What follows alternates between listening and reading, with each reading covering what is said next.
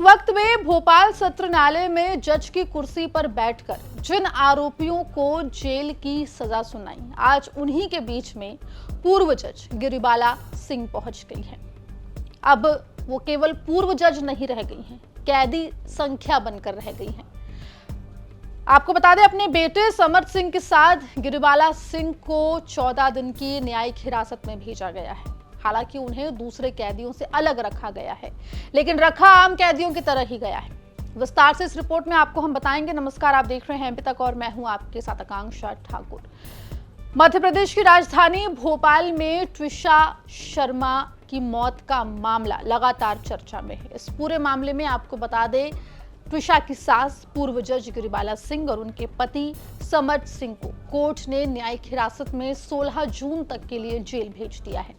अब गिरिबाला सिंह ट्विशा की सास या पूर्व जज नहीं रही, अब वो एक कैदी संख्या बन गई है। कैसा रहा उनका पहला दिन जेल में, क्या कुछ हुआ और इस पूरे मामले पर अब तक क्या कुछ अपडेट है, आपको हम विस्तार से बताते हैं। आपको बता दें, ट्विशा शर्मा मौत मामले में भोपाल की अदालत ने पूर्व जज गिरिबाला सिंह और उनके बेटे समर्थ सिंह को 14 दिन की न्यायिक हिरासत में भेज दिया है। मंगलवार को दोनों को भोपाल सेंट्रल जेल भेजा गया। जेल के सूत्रों के मुताबिक गिरिबाला सिंह को महिला मेडिकल सेक्शन में रखा गया है। यहां उनकी पहचान अब कैदी नंबर 71 है। वहीं समर्थ सिंह को जेल के बैरक नंबर 4 में रखा गया है, जहां उनकी पहचान कैदी नंबर 1782 के रूप में है। वहीं जो जानकारी मिल रही है उसके मुताबिक जेल मैनुअल के अनुसार दोनों को रोज के इस्तेमाल का सामान उपलब्ध कराया गया, जिसमें थाली, कटोरी, चादर जैसी दूसरी वस्तुएं शामिल थी। वहीं आपको ये भी बता दें कि जब इस पूरे मामले की मंगलवार को सुनवाई हुई तो 63 साल के गिरिबाला सिंह ने कोर्ट में अपने पक्ष की पैरवी खुद की थी।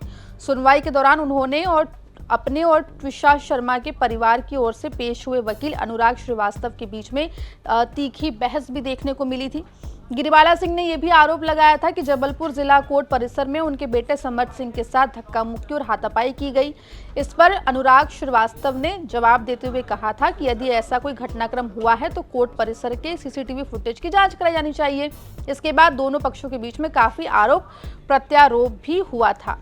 देखिए, ट्विशा शर्मा की मौत के मामले में गिरिबाला सिंह और समर्थ सिंह मुख्य आरोपी हैं। ट्विशा के परिवार ने यह आरोप लगाया है कि गिरिबाला सिंह और समर्थ सिंह न सिर्फ ट्विशा से दहेज की मांग कर रहे थे, बल्कि उसे दहेज के लिए प्रताड़ित करते थे, मानसिक शारीरिक प्रताड़ना दी थी।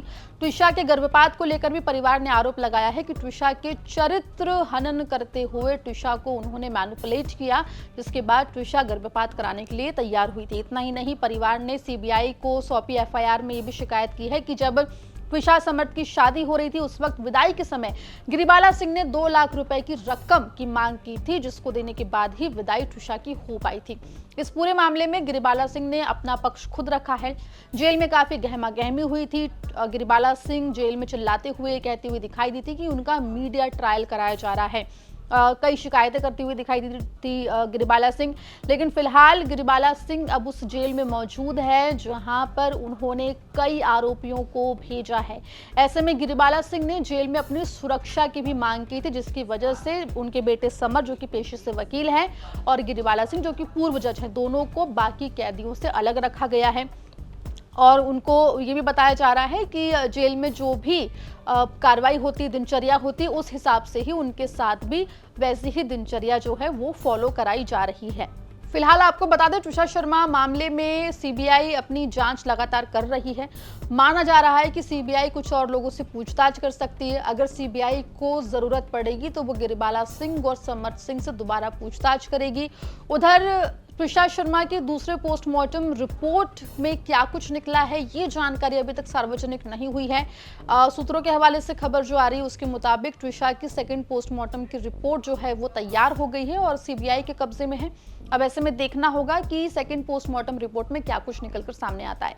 फिलहाल गिरिबाला सिंह उसी जेल में मौजूद है जहां पर उन्होंने अपनी कोर्ट में फैसला सुनाते हुए कई कैदियों को जेल भेजा था, और इस बार गिरिबाला खुद एक कैदी के रूप में यहां पर मौजूद दिखाई दे रही हैं। पूरे मामले में जो भी अपडेट होगा एमपी तक आप तक लेकर आएगा। मध्य प्रदेश जुड़ी तमाम खबरों के लिए बने रहिए एमपी तक के साथ।